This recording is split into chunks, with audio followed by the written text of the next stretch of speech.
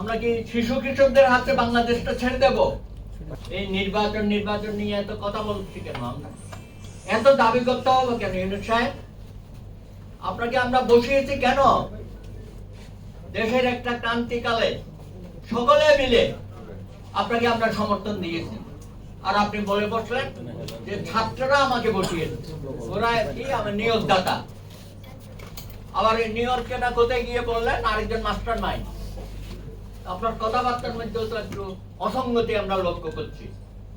ভাই, অতীতেও যারা বাংলাদেশে বা পাকিস্তান আমল থেকে যারা যুদ্ধ করেছে, যোদ্ধা, তারা তো কখনো এইভাবে মাঠে নেমে ক্ষমতার অংশীদারিত্ব চায় নাই। আপনাদের কি হয়েছে? সব জায়গায় বক্তৃতা করে বেড়াচ্ছেন, আবার বলেন আগামী দিনে ক্ষমতা যাওয়ার নাকি আপনাদের খুব নিশ্চিত হয়ে গেছে। ন্যাশনাল চিলড্রেন পার্টি, আমি এক সময় খেলাঘর করতাম শিশু কিশোরদের নিয়ে। আপনাদের কথাবার্তাকে মনে হচ্ছে যে